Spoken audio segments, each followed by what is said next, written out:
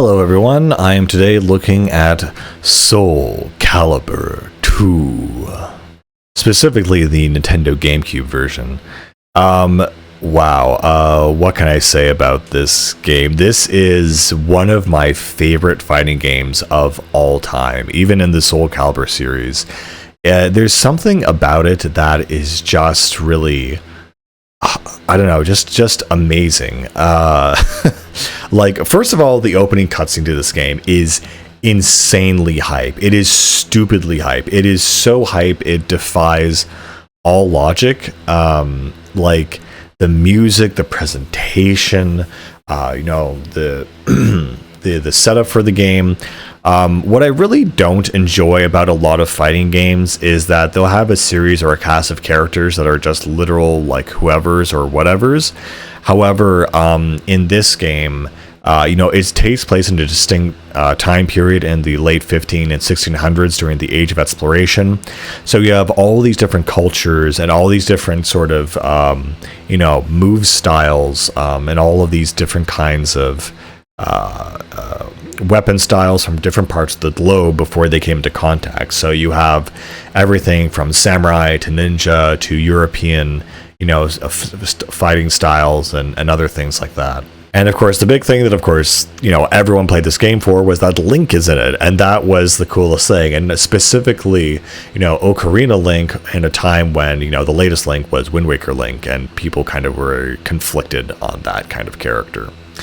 Another thing I have to really say about this game is, not only do you have different, characters from all these different cultures and time periods, but the music is incredible. This has probably one of my favorite soundtracks of any game in general. It has probably the strongest soundtrack out there that, that really wasn't recaptured in the sequels after this. To me, this is a peak fighting game, and it's also pretty easy, I would say, to kind of learn. Your A attacks are your horizontal ones, your Y attacks are your strong vertical ones. You have A, B where you can grab, B to block, and X are your different kick attacks, specifically just for kicks, which are like very short kind of jabby attacks if you need to get out of a bind and things like that. And, it was funny that I was playing this recently and I thought I would have forgotten a lot of the movesets, but honestly, getting right back into it and playing it, it was just a ton of fun. I remembered a lot more than I thought. It was really fun. This is definitely one of my favorites. So the way the game is laid out, like any, fighting game, you basically choose a character and go through their kind of story mode or arcade mode. And in this game, they'll have maybe a little cutscene at the beginning of the character in engine, and then at the end of the game as well. And these cutscenes will be like 10 seconds max. Like, they are not great at giving exposition. They just give you the tidbits of what you need to know. I was kind of shocked when I found out that Ivy was Cervantes's father, and I was like, what the heck is going on? And you just kind of get these little tidbits, and the real story, if you really want it, is actually told in the character descriptions in the main menu, or in the options menu, or extras, or whatever it's called. You basically get the context for the previous game, which was Soul Calibur or Soul Blade, I think, technically it was called for some legal reasons. Unless there was I think there was Soul Blade, and then Soul Calibur, and then this is Soul Calibur 2, yeah. And you kind of get the gist of what is going on. So what the main story of Soul Calibur is, it's pretty interesting, actually. Essentially, there are these two swords, the demonic sword and the heavenly sword. Soul Calibur being the heavenly sword, and Soul Edge being the demonic sword. And what has happened is, they have the character Siegfried, who has been possessed by this weapon, and basically has converted him to go out and slay his own companions, and is kind of this tragic hero kind of archetype. And what has happened to Siegfried is he has transformed into this monster called Nightmare, where basically his arm is all twisted and distorted, and he has this giant sword he's using, and he's this big edgy guy, and he's all that kind of good stuff. The other thing too is that the final boss of each of the arcade modes is not exactly Nightmare, but Soul Edge itself, where it takes on kind of a mode where it chooses a random character to be. And so it'll randomize its moveset essentially, and it'll have a lot of very interesting, different, a variety of different attacks. But what the main thing is that it was obviously more powerful, and you fight it in 3 different phases. So you might take away a third of its health bar, it will kind of, go away from the battle and come back with a different move set. So you might be really on the up and up, but if you're really defeating it and running him up against a wall and really taking a lot of damage out, it can cut it short, and basically he will switch move sets, and then he'll get a second chance, or really a third chance as well. So that's pretty difficult. The other mode is the Edge Master mode, I believe it's called, where you go on this big journey, essentially, where you go through these kind of like Super Smash Brothers Brawl Emissary, Subspace Emissary style adventure, where you go through a series of little scenarios, and you basically have this giant map, and you basically are going on this quest. And honestly, the overall quest doesn't really matter. It's just a series of little challenges and extra things to really draw out the experience and feel like you're going on this quest, and really you're just a series of one-on-one fights. And some of these get very difficult by the end of it. There's little pathways you can go north and south of the map to these extra little areas that you don't have to go to. But yeah, it's not very clear on how the story is told with these kind of fighting games, which is kind of typical, frankly. Simply because it's just kind of very hard to have a one definitive ending. But essentially, the ending I think they went with is by the end of this, they just reinvent everything. So it's like Nightmare somehow gets separated from Siegfried, and he's able to be himself again, and it's used to pursue the curse. Fighting games have this weird, funny thing where on one hand they don't care about their story at all, and that can be very good because they can do a lot of really cool, interesting things with it, and then very bad because then they can do a lot of very stupid things with it, obviously. Of course, the main aspect of the game is to take away your opponent's health bar until it hits 0, usually in a best of 3 style, combat, or you can, sometimes have a time limit, or in other cases, you can always ring them out by throwing them off the stage. Another cool thing is that this kind of really introduced me as a kid to fighting games in general. I definitely did not play a lot of them. I don't really count Smash Brothers to be a fighting game, but I consider this to be a fighting game, and definitely one of the best ones out there. It really shocks me about how, a lot of games that I picked up for the first time, a lot of them were really just the best in the series, and I just kind of had to get constantly slowly disappointed by the next ones, which is just really funny. Some of the characters in this game are also absolutely insane. You have characters like Voldo and Yoshimitsu. Yoshimitsu is one who is like this wandering samurai who essentially lost his arm, and now he has a mechanical one somehow, and he's just this crazy guy who has this bizarre moveset where he can do pretty much anything and use his sword as a helicopter blade and fly in the sky and use it as a pogo stick and crazy things like that.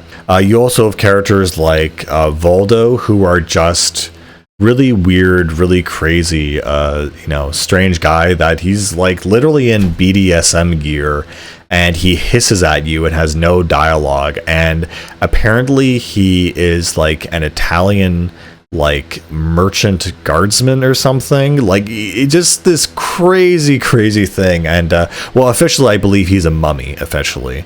And speaking of BDSM, you have Ivy Valentine, who is just in a full just like actual almost BDSM gear, which is just a crazy character design.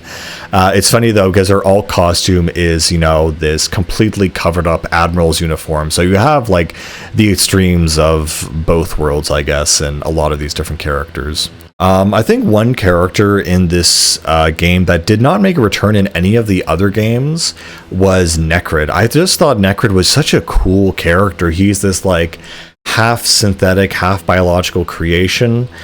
There's this theme where characters like Astaroth, for example, he is this Greek evil god that this sect of occultists has basically called forth and created, similar to like a real life golem, but he is literally like a living, breathing experiment of flesh and blood, and he's more similar to something like a homunculus or something. I also like the movement of Soul Calibur 2's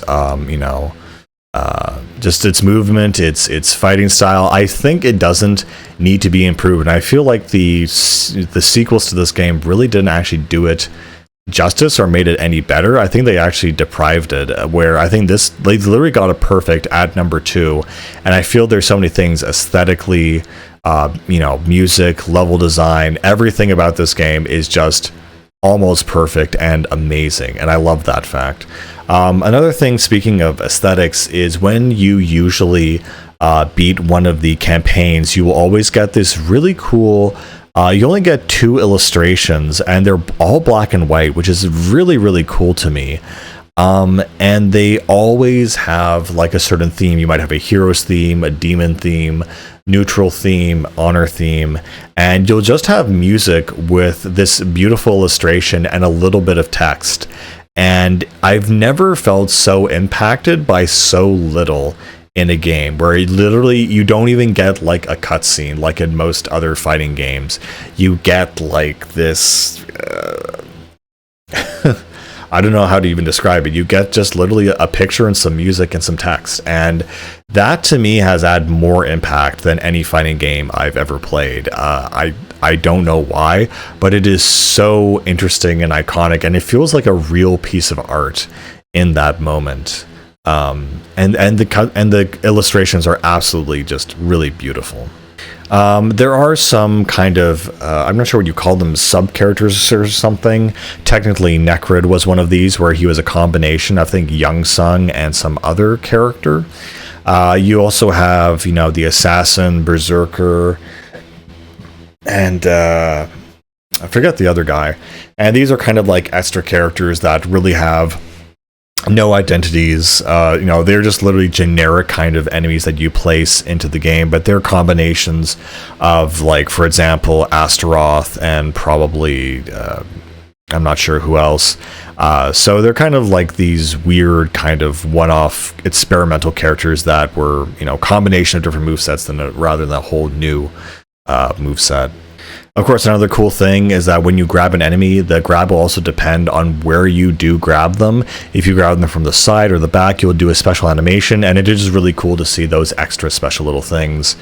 Maybe I can just talk about some of the movesets that I do like. Mitsurugi is probably the most OP in this game, along with Kilik. Mitsurugi has this giant samurai sword. Kilik has this just gigantic ass stupid staff that feels incredibly overpowered. So if you're a new character, I'd definitely pick him, and that's what I do tell people. If you want to experience a character that is kind of made for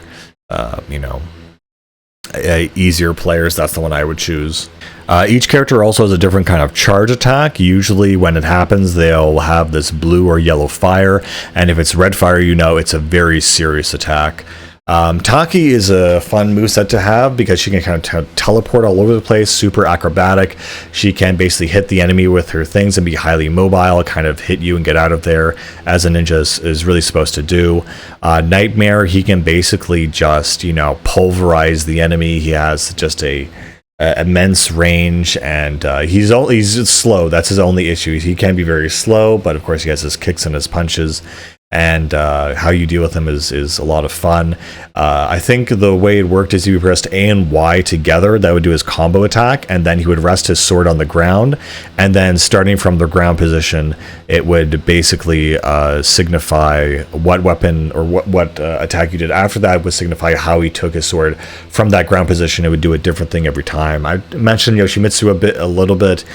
He uses a pogo stick, helicopter mode. He yells Namu Namu Namu while he sits there with his sword in his mouth. He can regenerate energy. He can also spin out of control and take his own life energy in order to attack you and faces from behind you. He's just a crazy character that's really super interesting.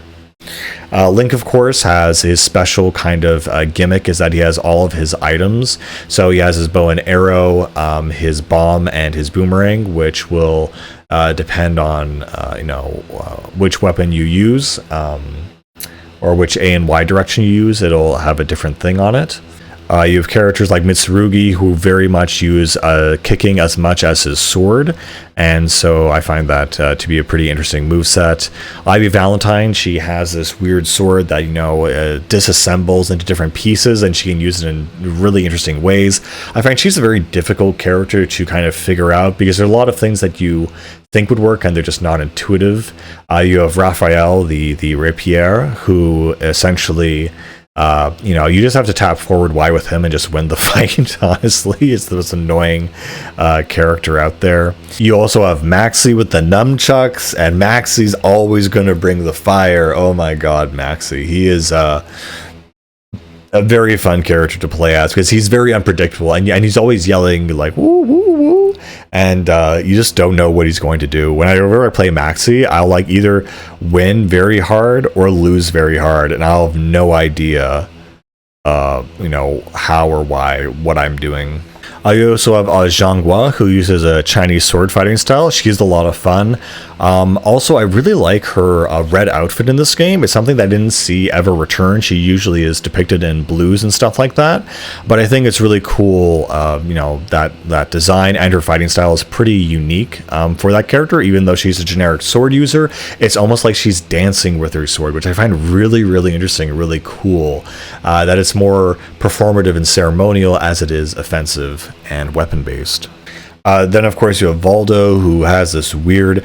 He will, like, contort himself into different positions, into different objects, into, like, a crab-like thing, into, like, a whole series of things. Like, if there's any normal person who plays this game and they see Valdo, they are going to be heavily disturbed. I'm going to tell you that. He is not a normal man and should not be allowed children or seniors or literally anyone. He is a very strange, very weird character. And again, just off the top of my head, there's of course Cervantes, who is basically I think he was the original antagonist in the previous game. So for that, he has a lot of interesting things about him. For example, he's a pirate captain with two dual-wielding blades, one of them being a version of Soul Edge, and one of them actually has a gun in them, but you're not really allowed to use it.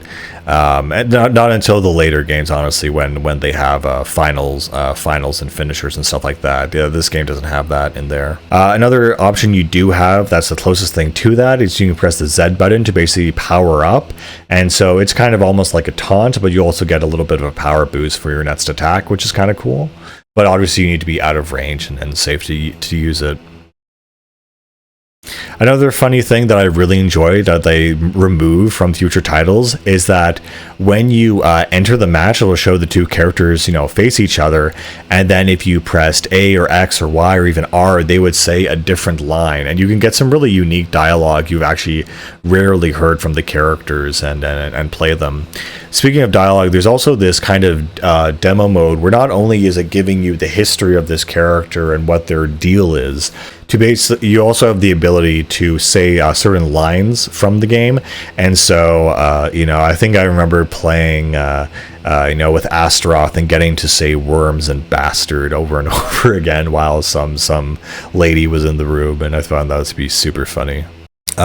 Just on that note, in terms of voices, I love Cervantes' voice. It is absolutely buttery, evil, smooth. I absolutely adore Cervantes' voice in this game, and I think it's not quite the same in the other games. There's just something about it. The way he sounds so depraved and sinister, it's just so cool. But yeah, this is a game where everyone feels more or less balanced. Of course, there's Talum, who uses your wind ability. She's not worth talking about. She's a fun character, but she's not super interesting. I really like her character design, though, and just her personality and attitude, where she's kind of like the nice, happy person in this world of, power-hungry people. I think just on that point, too, that... Again, she's only out there to basically save her village from the curse of Soul Edge and to destroy the evil blade. And it's really interesting how it describes the events, because when they're not shown on screen, like it says things like Soul Calibur descended from the heavens, but it's never shown in a cutscene. So your mind has to fill in the blanks as to exactly what that looks like. And it's so cool. So as I was saying on that point in terms of stories and stuff, I feel like the character motivations of this game are very diverse and very interesting. Like Raphael, in his lust or for power to defend others, has actually turned to the dark side, where he is corrupted by the power that he has, aggregated, and instead of becoming a selfless act, it becomes a selfish act. Cervantes has no, issue with, being evil, as well with Nightmare. There are other, people who just want to save their village or save their sister. Of course, I completely forgot about Cassandra and Sophia, who are sword and shield users, who are part of, the Greek style.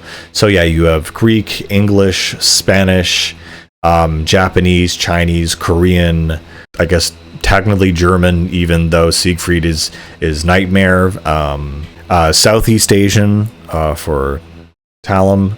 And yeah, so you have a good variety of different kinds of characters, cultures, backgrounds, classes, aesthetics, themes, music. This game has everything. It is honestly great. It is, bar none, in my opinion, the best fighting game ever made, because it is so fun and so cool. And I wish I could say the same about the other games, but I think for now, I think I'll leave it at that. One thing I forgot to mention, actually, just a very obvious thing, but what's really interesting that they established in this game is that between the GameCube, PlayStation, and Xbox version, you got a different special guest character. And they bring this up into Soul Calibur 4, but in this game, you got Link, who was objectively the most interesting, diverse moveset.